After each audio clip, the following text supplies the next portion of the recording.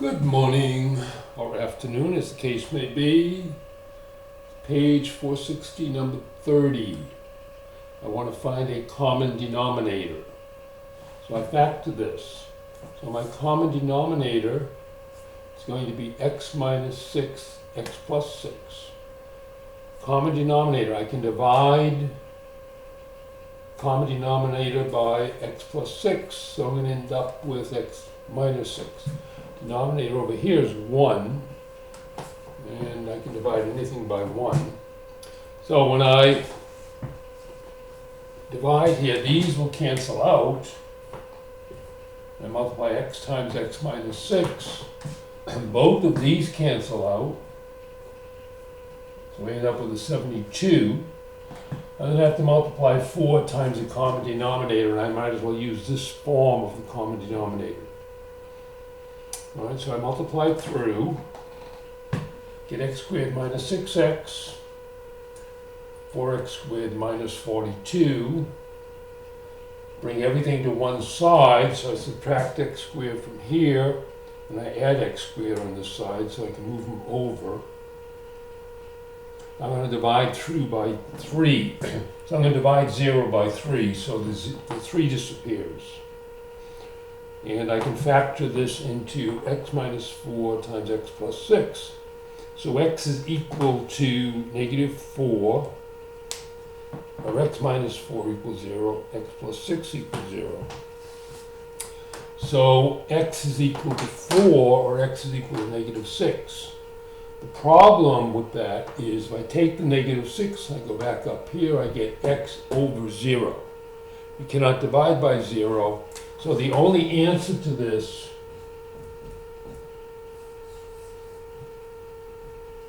is x equals 4.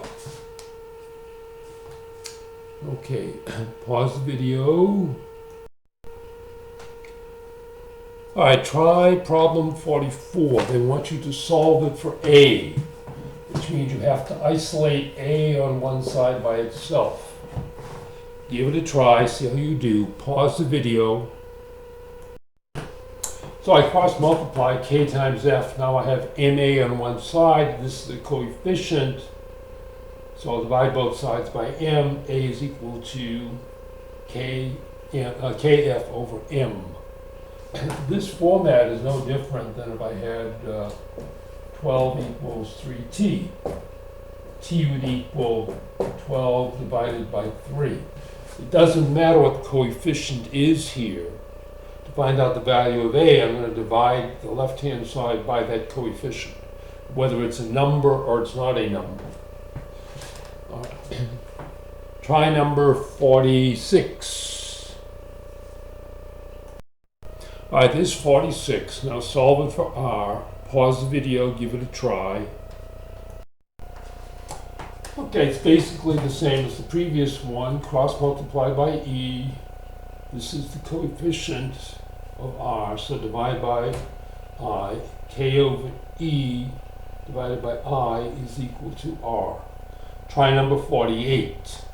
Pause the video, give it a try. All right, again, cross multiply. We can get I times r, capital R plus r. Now the value of small r and large r are going to be different. So if you see those in a formula, they mean different numbers. This is a coefficient of what's inside the parentheses, so I'm going to divide e by I. Now I'm left with r plus small r. Small r is going to be equal to e divided by I minus r. Try number 50.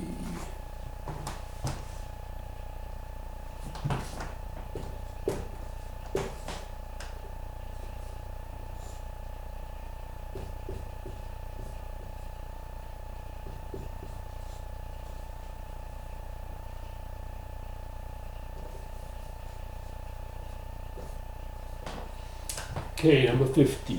Solve it for h. Pause the video, give it a try. All right, with number 50, we want to solve it for h. Cross multiply, get r squared times pi h. Remove the parentheses, I have r squared pi pi h. Probably going to see it written this way because pi is a known number, r is the unknown. This is the coefficient of h. All right, so I'm going to divide v by pi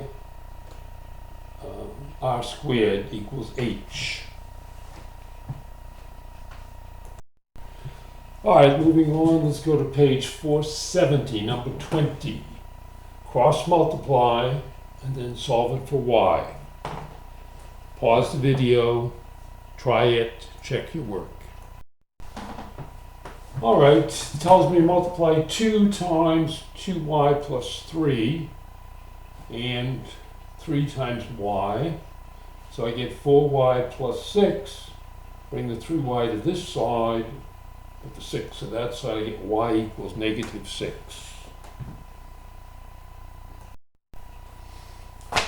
Okay, number 28. It says, after school care facility tries to maintain a ratio of 4 to 1 ratio of children to adults. So it's 1 adult, 4 children. And then they say if the facility hires 5 more adults, how many children can be in the facilities?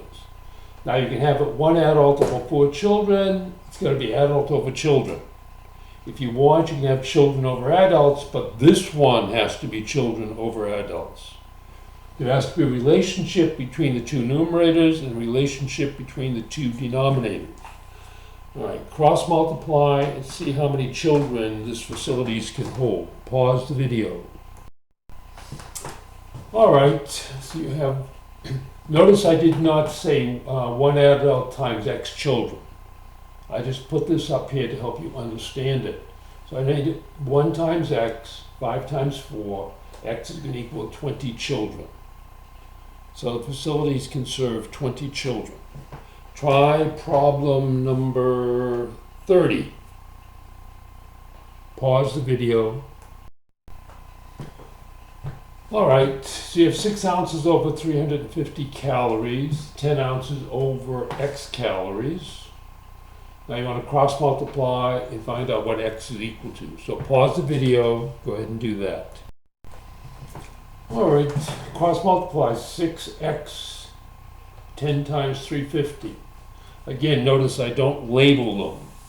The labeling is only so you know that the denominators have to have a relationship and the numerators have to have a relationship. This is ounces, that has to be ounces.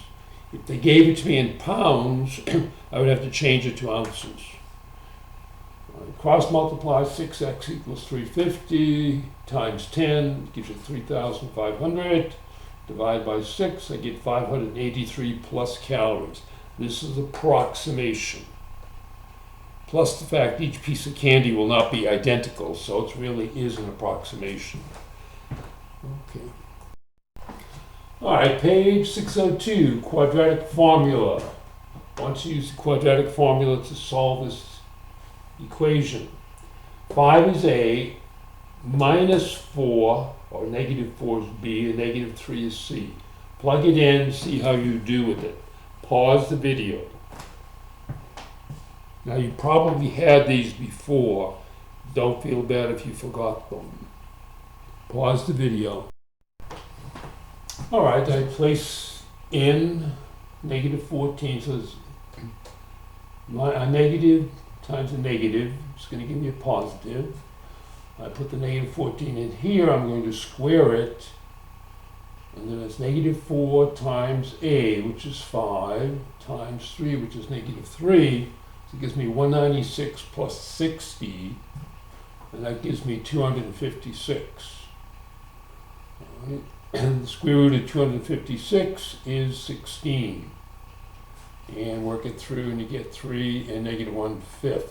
My mistake up here, I put a 4 in the other portion of the video. It should have been 14 minus 14. So my mistake. This is much easier when it's minus 14. Sorry about that.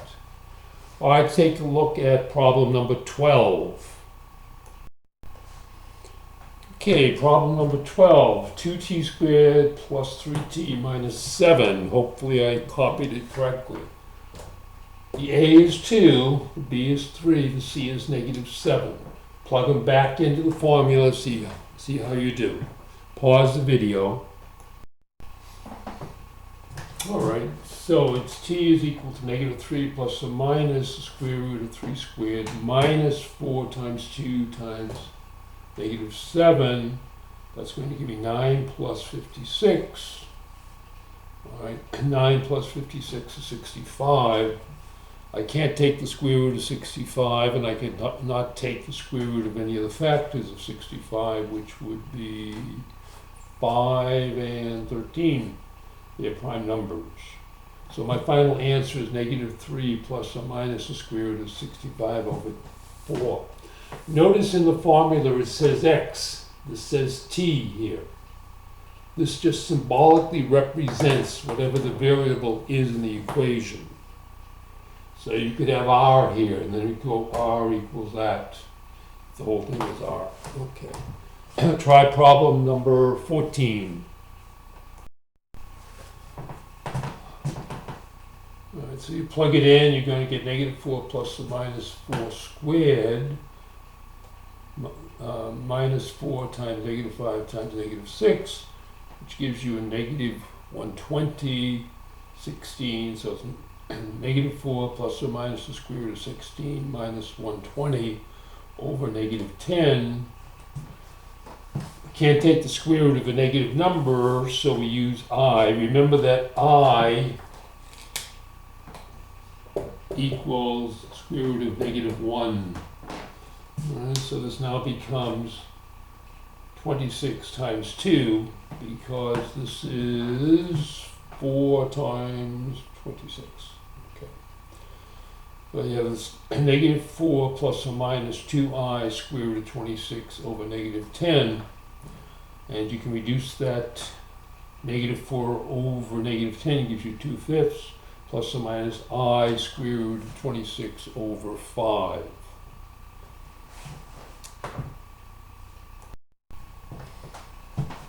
All right, your homework. You're going to have a test. And homework's page 460, number 30, odd numbers 29 through 35. Odd numbers 43 through 51, page 470, odd numbers 19 through 33, page 602, numbers 3, 5, odd numbers 9 through 19. Have a good weekend.